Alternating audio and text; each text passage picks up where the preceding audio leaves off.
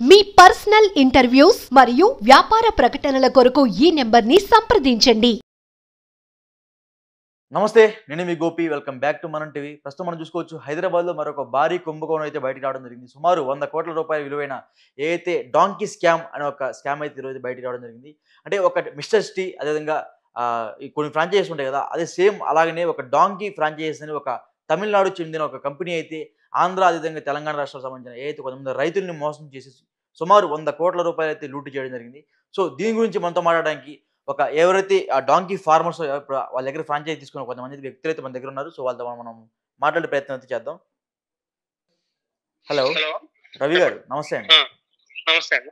So మనం చూసుకోవచ్చు, నిన్న మీరు సోమాజిగూడ ప్రెస్ క్లబ్కి రాగానే సుమారు 100 కోట్ల మేర మీకు అన్యాయం జరిగిపోయిందని, దాదాపు వందల సంఖ్యలో రైతుల దగ్గర ఇట్లా ఆ కంపెనీ కుంభకోణం చేసింది అన్నట్టుగా మనకి చెప్పడం జరిగింది. సో అసలు ఏం జరిగింది? ఇది యాక్చువల్ గా 2022లో తమిళనాడులో బాబు లోనాథ్ అనే వ్యక్తి అక్కడ అప్పటి కలెక్టర్ విష్ణు వేణుగోపాల్, తర్వాత ఎన్ఆర్సి డైరెక్టర్స్ ని, తర్వాత ఫసాయి డైరెక్టర్, వీళ్ళందరినీ ఇనాగ్రేషన్ కి ఇన్వైట్ చేశాడండి. ఓకే. సో ఆ ఇనాగ్రేషన్ లో మేము చూసింది ఏంటంటే, ఈ అథెంటికేటెడ్ పీపుల్ అందరూ వచ్చారు. సో ఇది జెన్యున్ బిజినెస్ అని బిలీవ్ చేసి about 100 people more than 50 lakhs invest చేశారు ఒక్కొక్కళ్ళు. అతను ఫ్రాంచైజీ కింద 5 lakhs, ట్రైనింగ్ కింద 50,000, ఈచ్ యానిమల్ కి 80,000 to 1.2 lakhs చార్జ్ చేశాడు. అంటే ఇప్పుడు ఒక్కొక్క గాడిదకి కూడా డబ్బులు తీసుకున్నారండి అక్కడ? అవునండి, డాంకీస్ కూడా అతని దగ్గర కొనాలని రూల్ పెట్టాడు. ఓకే. తర్వాత మిల్క్ నాకు తప్ప ఇంకెవరికి అమ్మద్దని రూల్ పెట్టాడు. ఓకే. సో ఆ ఇన్ఫ్రాస్ట్రక్చర్ కూడా అతన్ని చెప్పిన మోడల్ లోనే కన్స్ట్రక్ట్ చేయాలని, అలా కూడా మా అందరితో 25 lakhs దాకా ఖర్చు పెట్టించాడు. ఓకే. లీటర్ కి 1600 ఇస్తానని చెప్పాడు. ఎవరికి ఏమి ఇవ్వలేదు, ఒక్క రూపాయి కూడా. అందరికి చెక్స్ ఇచ్చాడు. ఆ చెక్స్ అన్ని అందరివి బౌన్స్ అయ్యాయి. సో ఇంకా ఇప్పుడు మీరు ఈ డాంకీ ఫామ్ ఎప్పుడు పెట్టారండి? సుమారు 2022 23 నేను 23లో పెట్టానండి. 23లో పెట్టారు. అవును. అప్పటి నుంచి నాకు ఆల్మోస్ట్ 1.5 year దాటింది. ఇంతవరకు ఒక 1 రూపీ కూడా. 1 రూపీ కూడా? అంటే మీరు స్టార్టింగ్ ఆయనకి మిల్క్ పంపించినప్పుడు ఆయన మీకు తిరిగి డబ్బులు ఏం పంపించలేదు sir? Next month 5th, every month 5th ఇస్తామని చెప్పాడు. ఎవరికి ఏమి ఇవ్వలేదు, నాకే కదా ఎవరికి ఇవ్వలేదు. తర్వాత తీసుకెళ్ళిన మిల్క్ అంతా తమిళనాడు అట్లాంటిక్ కోల్డ్ స్టోరేజ్ లో స్టోర్ చేశాడు. మోర్ దాన్ 1.2 lakhs లీటర్స్ అక్కడ స్టోర్ అయి ఉన్నాయి. ఆ కోల్డ్ స్టోరేజ్ ఓనర్ కూడా ఇతను ₹1 కోటి బకాయి ఉన్నారు. ఓకే. సో అతను ఏ రాష్ట్రానికి చెందిన వ్యక్తి? అతను తమిళనాడు రాష్ట్రం చెందిన వ్యక్తి? తమిళనాడు తిరునెల్వేలి ముక్కుదల్. ఓకే. మీరందరూ సో అతను ఏంటంటే, అతనికి లోకల్ గా అక్కడ పొలిటీషియన్స్ సపోర్ట్ ఉంది. అతను సీఎం స్టాలిన్ తో పాటు ఫొటోస్ దిగాడు కరోనా టైంలో. ఆ ఇన్ఫ్లుయెన్స్ అతనికి ఉంది. సో అందుకని అతను ఈ 100 members ఉన్నా గానీ అతనేం భయపడలేదు. ఆంధ్రప్రదేశ్ గానీ, తెలంగాణ గానీ, ఇక్కడ గవర్నమెంట్ గానీ, పోలీసులు గానీ నన్ను ఏం చేయలేరు, మీరు డబ్బులు గవర్నమెంట్ అడుక్కోండి అని ఇట్లాంటి రూట్ గా సమాధానాలు చెప్తున్నారు. అసలు కనీసం అతను మీ ఫోన్ ఎత్తి మాట్లాడుతున్నారు సార్? ఫోన్స్ అనేవి ఎవరు పెట్టాడండి. అతను వాట్సాప్ గ్రూప్ లో మాత్రమే అతనికి నచ్చినప్పుడు మెసేజ్ పెడతారు. ఎన్నిసార్లు ఫోన్ చేసినా లిఫ్ట్ చేయడు. ఓకే. మీలాగా ఎంతమంది సుమారు ఇప్పుడు మన తెలుగు రాష్ట్రాల్లోనే మీలాగా ఎంతమంది బాధితున్నారు ఈ డాంకీ ఫామ్ గురించి? 100 మంది ఉన్నారండి. Not only Telugu states, Karnataka, Tamil Nadu, మహారాష్ట్రలో కూడా అతను ఫ్రాంచైజీలు ఇచ్చాడు. వాళ్ళందరూ బాధితులు. ఓకే. అప్పుడు అందరూ మీలాగానే 20 అంటే లైక్ పర్ హెడ్ ఇన్ని గాడీలు తీసుకోవాలని ఉంటుందా సార్? అవునండి, మినిమం 10 donkeys తీసుకోవాలని రూల్ పెట్టాడు. ఓకే. కొంతమంది 50 donkeys, 100 donkeys కూడా మనీ పే చేశారు. 50 lakhs నుంచి 1 crore వరకు. ఓకే. కొంతమందికి అయితే డాంకీస్ కూడా సప్లై చేయకుండా చీట్ చేశాడు. మళ్ళీ ఇంకొకటి ఏంటంటే, రీసెంట్ గా కర్ణాటకలో జెన్నీ మిల్క్ అని ఫ్రాడ్ వచ్చింది. ఇది కూడా డాంకీ మిల్క్ సంబంధించి 4 months ago జరిగింది. ఇది మాత్రం డాంకీ ప్యాలెస్ మాత్రం 2 years నుంచి నడుస్తుంది. ఈ కర్ణాటక బాధితులు వాళ్ళ గవర్నమెంట్ చెప్పిన వెంటనే ఇమీడియట్ గా రెస్పాండ్ అయ్యి వాళ్ళకి ఇమీడియట్ గా అరెస్ట్ చేసి అకౌంట్ సీల్ చేసి మనీ రికవరీ చేస్తున్నారు.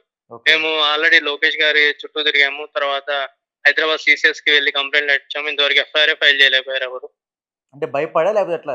అతను ఇన్ఫ్లుయెన్స్ ఎక్కువ యూజ్ చేస్తున్నాడంట? అది అతనికి ఇక్కడ గవర్నమెంట్ కి తెలియాలండి. డైరెక్ట్ గవర్నమెంట్ ఉందా? లేకపోతే లోకల్ పిఎస్‌తో మాట్లాడి చేస్తున్నట్టున్నారా? అది అతను ఎట్లా చేస్తున్నాడో మరి మాకు తెలీదండి. మరి ఎఫ్ఐఆర్ అయితే ఇంతవరకు ఫైల్ చేయలేదు. అంటే మీరు కేస్ పెట్టారా అసలు అతని మీద? మీ అందరూ కలిసి? సీసీఎస్‌కి వెళ్ళామండి. హైదరాబాద్ సీసీఎస్‌కి మేము ఓకే. 30 మెంబర్స్ కలిసి వెళ్ళాము. అక్కడ డీసీపీ మేడంకి రిక్వెస్ట్ లెటర్ ఇచ్చాము. హ్మ్. మేడము ఇతను రిక్వెస్ట్ లెటర్‌ని ఎడిట్ చేయండి. మీరు ఇంకా అప్డేట్ చేయాలన్నారు. అది కూడా చేసి ఇచ్చాము. హ్మ్. అదంతా చేసి ఇచ్చిన తర్వాత నెక్స్ట్ డే ఏం చెప్పారంటే మీరు సీసీఎస్ ఇక్కడ సీసీఎస్ ఏదైతే లొకేషన్ ఉందో ఆ లొకేషన్ ఉండే కంప్లైంట్సే మా వాళ్ళు తీసుకుంటారు. మిగతా స్టేట్ వైడ్ డిఫరెంట్ డిస్ట్రిక్ట్స్ లో ప్రాబ్లమ్స్ ని మేము టేకప్ చేయము. మీరు మీ డిస్ట్రిక్ట్స్ వెళ్ళి అక్కడ లోకల్ గా కంప్లైంట్ ఇచ్చుకోండి అని చెప్పారు. ఓకే. మరి మీరేం చేశారు? లోకల్ గా వెళ్ళి కంప్లైంట్ ఇవ్వటానికి ఏంటంటే ఇక్కడ ప్రాబ్లం వచ్చేసి హ్మ్. అందరూ ఈ లైఫ్ టైమ్ ఎర్న్ చేసిన మనీ అంతా ఇందులో ఇన్వెస్ట్ చేసి మొత్తం కంప్లీట్ గా కొలాప్స్ అయిపోయారు. ఓకే. మినిమం ఈచ్ హీరింగ్ వచ్చేసి లాయర్ కి వచ్చేసి పోలీసులకి ఇట్లా అని అట్లా అని మినిమం 5,000 to 10,000 ఖర్చు అవుద్ది. ఆ ఖర్చు భరించలేకే మేము అందరం కలిసి సీసెస్కి వెళ్ళాం. కామన్ గా అందరి మీద తక్కువ ఖర్చులో అవుతుందని అది వాళ్ళు చేయలేదు. మరి మిగతా వాళ్ళందరైనా సరే కొంతమంది బాగా రిచ్ పీపుల్స్ ఉంటారు కదా సార్! వాళ్ళేమి ఇన్వెస్ట్ చేయొచ్చు కదా? కొంతమంది ఏంటంటే డబ్బులు పోతే పోయినాయి, మీడియాలో వస్తే మా పరువు పోయింది, పేరు వస్తే అని రాలేదు. మొన్న ప్రెస్ క్లబ్ లో జరిగిన ప్రెస్ మీట్ కూడా హ్మ్. 100 మెంబర్స్ ఉంటే అందులో ఓన్లీ 25 మెంబర్స్ వచ్చారు. మిగతా వాళ్ళు మీడియాకి మొహం చూపించడం ఇష్టం లేదు. కొంతమంది పేరు బయటికి రావడం ఇష్టం లేదు. అందుకని వాళ్ళు హైడ్ లో ఉన్నారు. రావడం లేదు బయటికి ఫైట్ చేయడానికి. ఓకే. ఈ ఓవరాల్‌గా ఇప్పుడు సుమారు 100 మంది అంటున్నారు మీరు. ఈ 100 మంది సుమారు ఎవరైతే తమిళనాడుకి చెందిన వ్యక్తి దగ్గర ఎన్ని కోట్లు పోగొట్టుంటారు సుమారు? 100 మందికి అందరూ ఇన్‌ఫ్రాస్ట్రక్చర్ పరంగా, యానిమల్ ఫీడ్ పరంగా, వర్కర్స్ కి మెయింటెనెన్స్ పరంగా, యానిమల్స్ కొన్నందుకు, హ్మ్. పాలు అతనికి సప్లై చేసింది. మరి ఈ 2024 ఫిబ్రవరి నుంచి అతను పాలు తీసుకెళ్ళడం మానేశాడు. హ్మ్.